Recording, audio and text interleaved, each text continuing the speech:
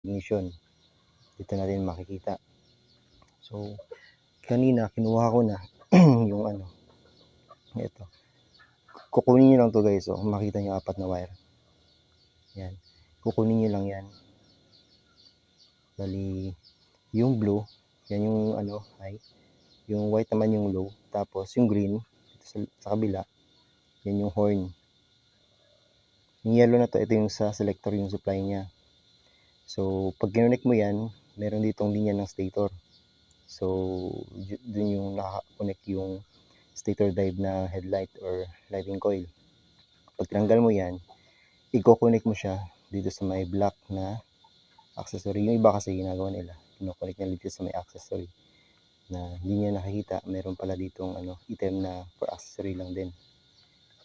So gagawin natin na maglagay tayo ng wire papunta dito at i-connect natin to at i-seal na natin siya or tatabunan natin siya para hindi mabasa or anything. Pero dito naman sa linya na to ay puro positive to. Wala ditong negative dahil puro linya to ng ating selector. So selector naman, susundan natin, meron tayo niyan. Ito yung sa ating headlight tsaka horn. Ito yung sa front na signal light. Ito naman yung sa accessories. Tsaka ito naman yung sa likod, brake light, tail light, tsaka side, tsaka ano rin, signal light din. Mas 4 na wire yan. So yun, tinanggal ko na to, balik kung kunin siya, meron siyang lock. Iangat niyo yung lock na to. Yan. Tapos tulak niya palabas. Yun lang naman. Ganun din dito. So, lagyan na natin ng wire para makakonect na natin sa battery. So, kung mag battery operated din kayo, pipili rin kayo ng headlight na mababang watts lang para hindi masyadong makonsumo sa battery. Tapos, yung ito yung headlight ko ipapalit.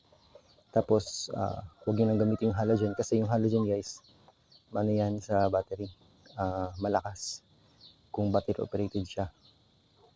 Sobrang lakas niya sa battery at pwede ma-drain at saka magka-problema sa ECU dahil bababa yung voltage at RT yung ano, yung ating ECU dahil FI po yung motor ko. So yan, lagyan na natin. Yan guys, so kukuha lang ako dito ng maliit na portion. Yan, so itong ano, itong wire na to is ano to, 18 gauge. I-connect lang natin dito sa yellow at dito sa